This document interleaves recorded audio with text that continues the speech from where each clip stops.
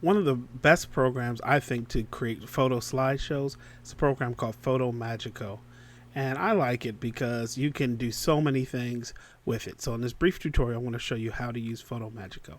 So the first thing I'm going to do when I open the program is going to present me with these three choices: monitor, television, and projector. 9 times out of 10, I'm doing my slideshow for projector, and a lot of times, either in a venue, auditorium, church, or anything, I'd like to put it on a DVD. So I'm going to hit choose. I'm going to use 16 by 9, and once it 16 by 9 is going to adjust the aspect ratio accordingly. Now, what we have here on the side, we have these four options actually. We have images, movies, audio, and then we have options. So I get to see my entire aperture library, my iPhoto. I get to see my movie library, my iPhoto movies if I have anything in my movie folders. And I get to see my entire iTunes library if I click on audio, and then I see my options once I go there. So first thing, I was just recently at a graduation party. At the time this is taping, this is a graduation season. So I'm going to do a quick photo slideshow of my friends, Sylvette and Ray, who graduated with advanced degrees. So I'm going to go into my Aperture library, and then I'm going to click on their project. And then I'm just going to click on pictures. Now I can make them bigger. By doing that, I'll make them smaller. So I'm going to make them larger just because we're going to put some pictures in there. Okay, so got some food on the grill. That's Ray and some friends. I'm going to put that picture right here on the timeline. So when you put that picture on the timeline, automatically it sets it and does this thing called a zoom and a pan. Or, as you know, if you use iMovie, it's called the Ken Burns effect. So that's Sylvette and Ray on the left and their friends, and it automatically does that without me doing anything. And right here, it automatically puts 6 seconds on the transition. Now you get a little dialog box that said the image is larger than the necessary slide. So using a smaller image would result in a faster load time when playing it. So you could reduce the image, but I'm just going to reduce it right here by clicking the zoom. And then I'm going to rotate a little bit. And then what I'm going to do, I'm going to come over to options and pan and zoom, because that's what I wanted to do. Ken Burns, if you know that. Same thing, and then continue after duration, or I can continue after audio marker or mouse click. And then I'm going to go ahead, and then after I put another picture on there, it'll show a transition. So let's put another picture in there. Let's see what we have here. We have these ladies, and we'll throw that picture right there, and then we'll get some more pictures right here of them. Let's just put these pictures right here. And there's Ray, his fraternity brothers. Can't forget those guys, so we'll put them right there. And let's see who else. That's the couple. Let's see, I have a better picture of them. So we'll put them up front. So this is like a basic timeline you can move. You see how I can rearrange pictures, put pictures here, there, everywhere. So what I'm going to do now is go into the options, and then I'm going to go to the options, and after that, instead of blinds, I'll take a push dissolve. And then right here, what I want, instead of blinds, I'll take a, let's just try a zoom dissolve. And then I can adjust the zoom factor. I can make it go out. And then I can make the zoom a little bit longer. The same thing with this. Or if I just want to randomize it, I say, you know what? I'll let Fotomagico and I get a choice of everything I want randomized. One thing I want to do, I do want to save this. So I want to save this as a test slideshow. Actually, let's call it slideshow. So just save the documents, and then I'm going to go ahead and adjust them there. I'll rotate a little bit. And then what you're presented here is additional tracks. Now I have the pro version. You have additional tracks with that. So if I click there, and then it moves everything up. Then I can say show track options. And right here is the movie sound, music track. I have a narration or sound effects track, and then a narration track. So you can see I have many more. So if I just hit that or expand it, so I'm going to do that. And we'll bring the music in next.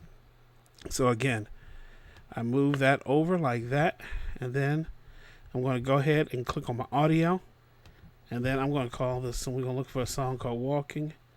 And we're going to use this song right here. So I'm just doing any song, and then what we're going to do, we're going to just preview it in the window real quick. Boom! Yeah. Now that I got your attention, yeah. Hey, how you doing? How you doing? How you doing? Come on. Hey, baby dove, baby Mary. Hey, sit back again. Yeah. Hey, y'all mind walking with us for a second? Okay, so that looks pretty good, you know. I can adjust it some more. I have the song. It shows right here, 50 slide. I can have 50 slides total, one audio item selected. So this entire song goes 50 slides. So I know 50 pictures at 4 seconds a picture would equal out. Now, let's go into options right here. Once I click on audio, lock timing. So that means right there, it says make sure that it's paused when audio always stays in sync. So, and I can link it to slides. And anytime I put the tooltip over here, it says make sure the audio stays in link to slides above it, no matter where the slides are inserted or deleted. And then I can loop the audio if I need to. All right. Even if it's not longer for the slides, that's really good. And then you can turn this down. Okay. Another thing that you would like, especially when you put movies in slideshows, is something called ducking, especially when you have somebody talking. You can insert movies in here. And then you can automatically duck or lower the audio while it's going, while you hear someone talking. So that's a good feature there. And I also can do some other things to the image. I can do some other things to the animation. I can change the gamma. You see, I can make it brighter. I can do some stuff like that. Option, the push can be 3D if I want to make the push different with the transition. So there's so many things that you can adjust. The last thing we're going to do is we're going to add a title to this. So what I do, I usually click on the picture, I hit add title, and then I'll just type, we'll call Ray, we'll call Jerry and Sylvette. Jerry and Sylvette. Now it's over them, so I'm just going to click right here. I'm going to put it down, and then what I'm going to do, and then you can animate the text and the picture. That's one separately. So as I do that, I'm going to zoom that in, and then I'm going to put it over here. All right. So Jerry and Sylvette. So let's see how that looks full screen. So what I'm going to do before I do that, I'm going to go over here, and I'm going to change the font color, and I'm going to change that to black. So I just went there, change that to black, and then I'm going to click right there. Let's just change this right here, and then let us make it smaller. We know how to do that with a Mac, and this is Mac software, so we're going to just change that. Let's do that. Okay, so now we're going to play it full screen. This button right here is full screen. Boom! Yeah. Now that I got your attention, yeah. Hey. Okay, so basically that's an introduction to Fotomagico. One last thing I want to show you. You can do a reverse animation, randomize more animations, zoom to, with the transitions. Same thing up there. You can record the narration, add chapters. And then I want to just show you that to export this. So we go to File, we go to Share. And there's so many things to export to a Fotomagico a standalone player. It's the best quality. I usually go to DVD. You can go straight to YouTube, iPod movie, iPhone, iPad, Apple TV, screensaver, HD movie. Then you have the good old QuickTime movie. So it gives you many options. So if you want to finish a movie off to DVD, and like I said, this is Mac software only. If you go to boinkssoftware.com, at the time of this taping, I think the original is $139. Let's just see how much it is. They have educational versions of this, and they have regular versions, but anybody who is thinking about doing it, so they have a home for a family event, and then they have the Pro. I use the Pro. It's $139 at the time of this taping, and $29.99. And I think that you can have a remote one-on-one coaching if you want with Fotomagico.